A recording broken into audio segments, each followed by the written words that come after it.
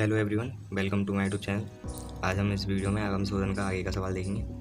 मैं पिछली वीडियो में और क्वेश्चन डाल चुका हूँ। मैं आर सी अग्रवाल की बुक से कर रहा हूँ, 12 सी क्लास के। आर सी अग्रवाल की बुक है मेरे पे, और आप पे भी वही बुक है तो बहुत बड़ी बात है। अगर नहीं है तो कोई बात नहीं, सब सवालों के कॉन्सेप्ट जो होते हैं, फॉर्मूले जो होते हैं वो सेम होते हैं। तो आइए आज आगे का सवाल देखते हैं। अगर आपने पिछली वीडियो नहीं देखी है तो डिस्क्रिप्शन में लिंक डाल दूँगा, आप जाके वहाँ से सवाल देख सकते हैं। उनमें भी मैंने बहुत बड़ी बड़ी ट्रिक बताई है, आसानी से आप कोई सभी सवाल कर सकते हैं। तो आइए अगला सवाल देख लेते हैं। तो अगला सवाल दे रखा है इसमें, फैक्ट्री क्लब 31 दिसंबर 2018 को समाप्त होने वाले वर्ष के लिए प्राप्ति एवं शोधन खाता निम्न है। हमें ये रिसीप्ट एंड पेमेंट अकाउंट दे रखा है, इससे हमें आय व्यय खाता बनाना है। नीचे जैसे कि लिख रहा है इसमें 31 दिसंबर 2018 को समाप्त होने वाले वर्ष के लिए क्लब का आय व्यय खाता बनाइए। तो हमें प्राप्ति भुगतान खाते से आय व्यय खाता बनाना है। तो उसमें दे रखा है जो फिगर दे रखी है वो देख लेते हैं पहले। तो इसमें गत वर्ष का शेष दे रखा है, ये दे रखा है 2000 रुपये। फिर चंदा दे रखा है 2017 का, 18 का, 19 का। अभी हमने जो पिछले सवाल करने हैं उसमें ऐसे चंदा नहीं दे रखा 3 साल के, उसमें केवल 1 साल का दे रखा है करंट ईयर का। इसमें प्रीवियस ईयर का भी है एंड आगे का भी दे रखा है इसमें, और पिछली साल का भी दे रखा है इसमें। नीचे देख लेते हैं, नीचे दे रखा है नाटक के टिकटों की बिक्री। तो ये हमें प्राप्ति हुई है 6000 रुपये। और जो चंदा 2017 का दे रखा है वो दे रखा है 1000 रुपये, 2018 का दे रखा है 5000 रुपये, और 2019 का जो दे रखा है वो 400 रुपये दे रखा है। फिर दान दे रखा है डोनेशन 1200 रुपये। फिर इधर भुगतान की साइड देख लेते हैं हम। तो यहाँ पे दे रखा है वेतन 4000 रुपये। फिर सामान्य व्यय दे रखा है 200 रुपये। नाटक व्यय दे रखा है यहाँ पे 2800। म्यूनसिपल कर दे रखा है यहाँ पे 400 रुपये। विनियोग दे रखे हैं 6000 रुपये। बिजली व्यय दे रखा है 400 रुपये एंड शेष आगे ले गए दे रखा है यहाँ पे 1800 रुपये। ठीक है। फिर नीचे यहाँ समायोजना दे रखी है इधर, तो समायोजना देख लेते हैं। तो सबसे पहले इसको मैं इरेज कर ले रहा हूँ, सबको साफ कर दे रहा हूँ, फिर देखते हैं। अब देख लेते हैं यहाँ पे ये समायोजना दे रखी है। तो सबसे पहले दे रखा है वर्ष के अंत में 1200 रुपये चंदा प्राप्त होना शेष था। तो चंदे पे दे रखी है यहाँ पे हमारी समायोजना, तो टिक कर दे रहे हैं इधर। फिर इसमें दे रखा है वेतन के 400 रुपये आदत थे, तो वेतन इधर दे रखा है भुगतान साइड, इधर टिक कर दे रहे हैं, इस पर समायोजना। फिर विनियोग पर दे रखा है ब्याज 200 रुपये अर्जित था, तो जो विनियोग का दे रखे हैं यह है, इस पर समायोजना टिक कर दे रहे हैं। फर्नीचर पर 10% प्रति वर्ष और मशीनरी पर 10% प्रति वर्ष हिरास का लिया। तो यहाँ पे आप देखेंगे ऊपर विवरण में जो हमें प्राप्ति भुगतान खाता दे रहा है, इसमें फर्नीचर और मशीनरी दे नहीं रही, तो उसके लिए हमें हिरास किस पर निकालनी है। तो नीचे दे रखा देखिए आप 1 जनवरी 2018 को मशीनरी 32,000 रुपये की एवं फर्नीचर जो है 10,000 रुपये का। हमें हिरास जो निकालनी है, हिरास की कैलकुलेशन जो करनी है इस अमाउंट पर करनी है, ठीक है। फिर इसके बाद हम अपना सवाल देख लेते हैं।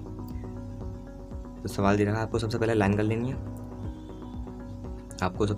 लेनी है, इधर लाइन जो होगी डेबिट साइड की लाइन होगी वो होगी एक्सपेंडिचर, और क्रेडिट साइड जो होगी वो होगी इनकम। तो इसमें लाइन कर लेनी है आपको, ठीक है। फिर ऊपर लिखने आया है इनकम एंड एक्सपेंडिचर अकाउंट, और जो हम बना रहे हैं वर्ष 31 दिसंबर 2018 के लिए, 18 के लिए बना रहे हैं ना, तो 18 लिख लेना ऊपर, ठीक है। फिर यहाँ पे सवाल चालू कर लेने हैं हम। सबसे पहले भुगतान की साइड से चालू करते हैं। तो सबसे पहले देख लेते हैं, हमारा वेतन दे रखा है 4000 रुपये, 4000 रुपये दे रहा है। तो यहाँ पे रख देंगे हम, किसी को वेतन देंगे तो हमारा खर्च होगा और हमसे पैसा जाएगा। और इनकम एंड एक्सपेंडिचर आय व्यय खाता जो होता है इसमें नगद एवं उधार दोनों का लिखा होता है। और ये अकाउंट जो होता है ये रियल अकाउंट नहीं होता, ये नाम मात्र का खाता होता है आय व्यय खाता। इसलिए इसमें हमारी जो भी खर्चे होते हैं वो डेबिट साइड लिखे जाते हैं इधर की साइड, एंड जो भी इनकम होती है वो क्रेडिट साइड लिखी जाती है, ठीक है। फिर इसके बाद हम सैलरी देख लेंगे, 4000 रुपये दे रखी है तो टू सैलरी डाल देंगे 4000 रुपये, क्योंकि इस पर समायोजना है तो अंदर लिखेंगे, बाहर इसका अमाउंट नहीं डालेंगे।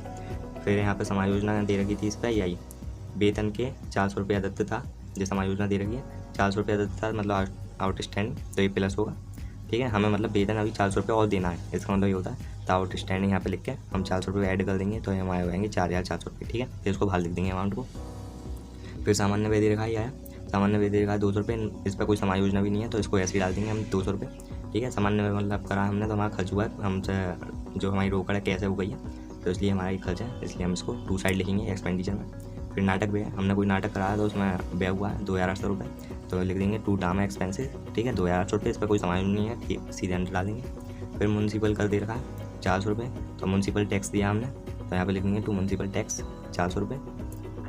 फिर विनियोग दे रखे हैं, तो मैं आपको बताई थी ये जो अकाउंट होते हैं इनमें ना एसेट्स आती है एंड ना ही लाइबिलिटी आती है, इनमें ये दोनों चीज़ नहीं आती हैं। तो आप इसको ना एसेट्स को लिखेंगे इस अकाउंट में आय व्यय खाते में, और ना ही आप लाइबिलिटी कोई भी होगी आपकी वो भी इस अकाउंट में नहीं लिखेंगे। प्राप्ति भुगतान खाते में अगर विनियोग दे रखा होता तो वो आता आपका बाई साइड आता, ठीक है, क्योंकि वो खर्चे हमने कराने में खर्च गया। आपको अगर नहीं पता तो पिछली वीडियो में मैं बिल्कुल कॉन्सेप्ट को क्लियर कर दिया है इस वाले। अब आप पीछे वीडियो में जाकर देख सकते हैं, मैं लिंक डिस्क्रिप्शन में डाल दूँगा। ठीक है, फिर इसमें बिजली बिल दे रखा है, बिजली बिल दे रखा है आपका 400 रुपये। ठीक है, अभी हम ये विनियोग छोड़ देंगे, नीचे इसके बिजली बिल दे रखा है 400 रुपये, तो टूल इलेक्ट्रिसिटी एक्सपेंसिव डाल देंगे 400 रुपये। फिर शेष आगे ले गए, ये भी हम इस अकाउंट में नहीं लिखेंगे, ना इसमें शेष प्रारंभिक शेष जो दे रखा है ये भी नहीं लिखते हैं, और ना ही ये लास्ट वाला शेष दे रखा है ये लिखते हैं। ये खाली हम प्राप्ति भुगतान खाते में लिखते हैं। ठीक है, फिर इसके बाद आप देख लेते हैं समायोजना, देख लेते हैं समायोजना में क्या क्या है। फिर चंदे की समायोजना भी छोड़ देते हैं, चंदे की वो करेंगे एंट्री हम, तब देखेंगे इसको। फिर इसके बाद लिखा है यहाँ पे विनियोग पर प्राप्त हुई है ब्याज अर्जित, मतलब हमें प्राप्त हुई है। ठीक है, हमें अर्जित मतलब होता है हमारा प्राप्त होना। ठीक है, तो ये हमारी जो है प्राप्ति है, तो अभी हमने प्राप्ति साइड कुछ करानी है, तो अभी प्राप्ति जब तरफ हम एंट्री करेंगे तब इसको देखेंगे। फिर फर्नीचर पर दे रखा है 10% प्रति वर्ष और मशीनरी पर 10% प्रति वर्ष ह्रास काटना है, मतलब 10% दोनों पे ह्रास काटना है। तो अभी मैं इसको इरेज कर दे रहा हूँ, क्लियर नहीं दिख रहा है, इरेज कर दिया, आपको क्लियर दिख रहा होगा। यहाँ पे आप दे रखा है, यहाँ पे फर्नीचर पर 10% ह्रास दे रखी है, एंड मशीनरी पे भी दे रखी है। हमें नीचे अमाउंट दे रखा है, मशीनरी का 32,000 इस पर लगानी है 10%, एंड फर्नीचर का जो दे रखा है 10,000 रुपये इस पर लगानी है, तो ह्रास लगा लेते हैं हम। तो यहाँ पे लिख देंगे to tap on furniture, furniture पर 10% ह्रास है, तो फर्नीचर का अमाउंट कितना है 10,000 रुपये। 10,000 का 10% जो होगा आपका 1,000 रुपये होगा। ठीक है, 1,000 रुपये यहाँ लिख देंगे। फिर यहाँ पे दे रहा है मशीनरी पे भी 10% है, तो मशीनरी का अमाउंट जो दे रहा है वो दे रहा है 32,000 रुपये। 32,000 का आप 10% निकालेंगे तो आपका 3,200 रुपये हो जाएगा। तो यहाँ पे लिख देंगे टू टैप ऑन मशीनरी 10%, 3,200। इसी की तरफ देख लेते हैं, हमारा इधर एक्सपेंडिचर का जो भी था पूरा हो गया है, जो भी एंट्री होनी थी इसमें वो पूरी हो चुकी है। तो प्राप्ति की साइड चलते हैं। तो सबसे पहले प्राप्ति में तो देख लेते हैं, आपको पता ही है शेष इसमें आता नहीं है, प्रारंभिक वाला शेष भी नहीं आता, और जो नीचे दे रखा होता है ये भी नहीं आता। यहाँ पे चंदा दे रहा है, आपका एक कॉन्सेप्ट और क्लियर कर दे रहा हूँ मैं। जो भी आय व्यय खाता होता है इसमें हम जो भी एंट्री करते हैं वो करंट ईयर से करते हैं। जैसे कि हम 2018 का बनाने हैं तो 2018 की ही एंट्री करेंगे इसमें एन अकाउंट में, केवल हम करंट ईयर जो भी जिस साल का हम वो बना रहे होते हैं सवाल, उसी साल की एंट्री करते हैं। ठीक है, पर आपको ये वाला सवाल जो है ये थोड़ा अलग दिया गया। ये वाले सवाल ज़्यादा पेपर में नहीं आते हैं, पर ये सवाल मैंने देखा तो इसमें कुछ अलग था, अलग ही कॉन्सेप्ट है इसमें, तो इसलिए आप इसमें चकना है ना, इसलिए मैं इस सवाल को लेके आया हूँ। इसमें एक चीज़ अलग दे रखी है, और जो सवाल आप आय व्यय के खाते का वो आय व्यय खाता बनाएंगे, कमेंट एक्सपेंडिचर अकाउंट जो भी बनाएंगे आप, उसमें ना आगे का आएगा ना पिछला आएगा। मतलब इस वाले सवाल में जो है जो पिछला और जो आगे का दे रखा है इसमें वो माइनस कर दिया है करंट ईयर में से, तब इसमें आंसर आया है। इसलिए मुझे ये बिल्कुल और जो सवाल दे रखे हैं आपकी बुक में RC अग्रवाल की, उससे बिल्कुल अलग लगा, इसलिए मैं आपके लिए वाले सवाल लेके आया। तो देख लेते हैं यहाँ पे चंदे की एंट्री कैसे होगी। तो यहाँ पे सब क्वेश्चन दे रखा है 2017 का, 2018 का, 2019 का। तो सबसे पहले हम 2018 का बनाने हैं, तो 2018 का चंदा हम लिख लेंगे।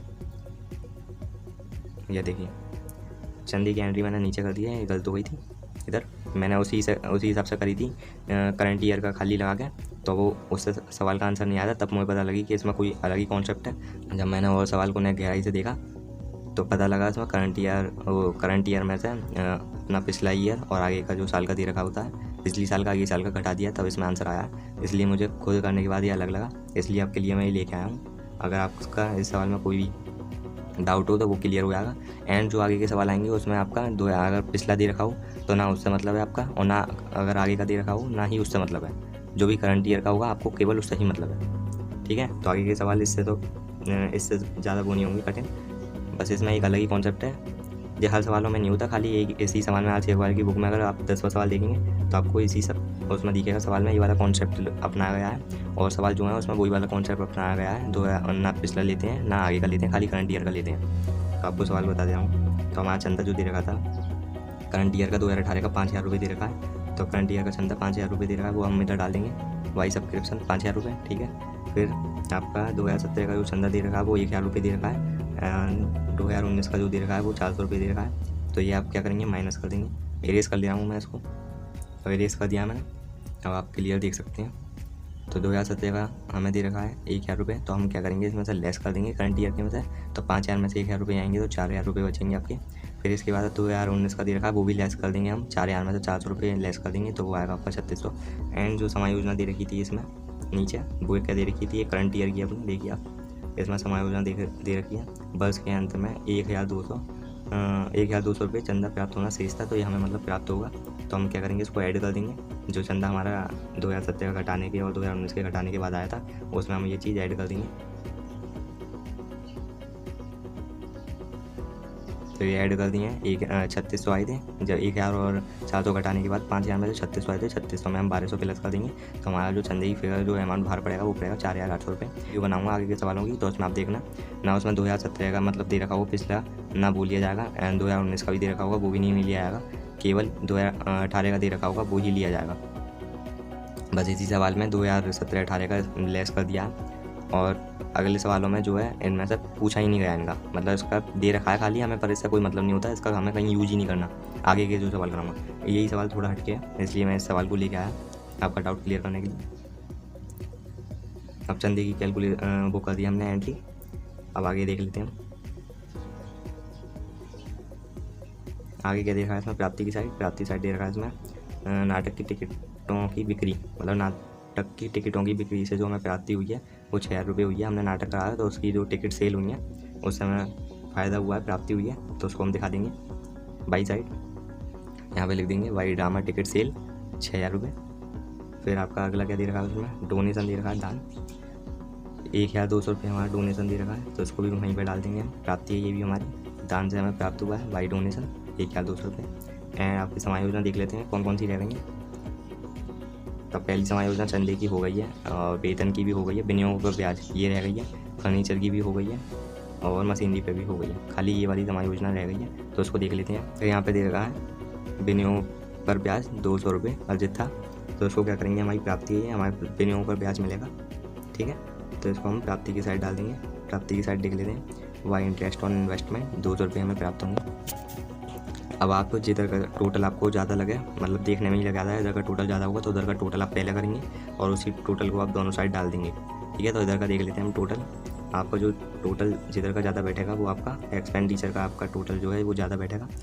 आप अगर इसका टोटल करेंगे तो आपको 12400 रुपये बैठेगा। आपको 12400 रुपये ही इधर की साइड डाल देने हैं, मतलब जो आपका अमाउंट बड़ा होगा उसको आप नीचे लाइन खींच के दोनों तरफ डाल देंगे, डेबिट में भी डाल देंगे एंड क्रेडिट में भी वही अमाउंट डाल देंगे जो ज़्यादा होगा।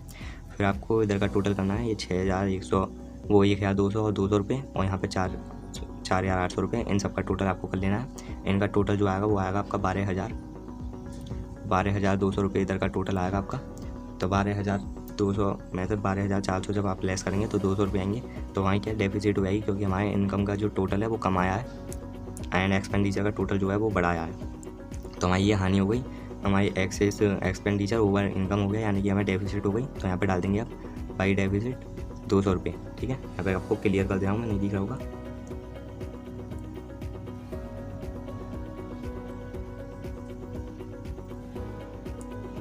तो आप देख सकते हैं यहाँ पे लिख देंगे बाई डेफिसिट 200 रुपये। एंड सवाल में देख रखे हैं, देख लेते हैं कितना उत्तर दे रखा है उसमें।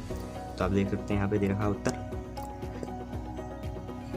व्यय का आय पर आधिक्य, यानी कि एक्सेस एक्सपेंडिचर ओवर इनकम दे रखा है यहाँ पे 200 रुपये, इसको डेफिसिट कहते हैं। 200 रुपये दे रखी है हमारी डेफिसिट, हमारे जो सवाल में आंसर आया है वो भी 200 रुपये ही आया है, ठीक है। अगर आपको इसमें कोई दिक्कत हुई हो तो आप कमेंट सेक्शन में कमेंट करके पूछ सकते हैं, हम उसके ऊपर एक शॉर्ट वीडियो बना देंगे, या आपका कमेंट में रिप्लाई करके आपका जो भी क्वेश्चन होगा उसको क्लियर, डाउट होगा आपका या क्वेश्चन होगा कोई भी, उसको क्लियर कर देंगे। इस सवाल में कुछ नहीं था, बस एक ही इसमें पूरी मैंने बुक में देखा था, आज के अखबार में जो भी सवाल दे रखे हैं इसके आगम शोधन के, इसमें यही सवाल बिल्कुल हटके था, इसलिए मैं इसकी वीडियो बनाई। इसमें क्या दे रखा है, इसमें जो आप पिछला चंदा दे रखा है एंड आगे का जो दे रखा है 2017-19 का, वो उसमें से करंट ईयर के में से लेस कर दिया है। एंड जो अब आप आगे के सवाल कराऊंगा मैं, उसमें आगे के सवाल जो दे रखे हैं उसमें हमें जो 17 का भी दे रखा होता है, पिछला चंदा भी दे रखा हुआ है, आगे का चंदा भी दे रखा है, उससे कोई मतलब ही नहीं होता, केवल करंट ईयर का ले लेते हैं हम, चंदे की एंट्री करते हैं, और जो समायोजना होती है वो उसी पे करंट ईयर वाले चंदे पे ही कैलकुलेशन करके उसका अमाउंट बाहर लिख देते हैं। पर इस सवाल में ही ऐसा अलग कॉन्सेप्ट दिया हुआ था। अगर आपको क्लियर हो गया वो कॉन्सेप्ट, अगर वीडियो अच्छी लगी हो तो लाइक करें, कमेंट करें, सब्सक्राइब करें और बेल आइकन प्रेस कर लें, जिससे मैं कोई भी वीडियो डालूंगा तो आपके पास सबसे पहला नोटिफिकेशन आ जाएगा।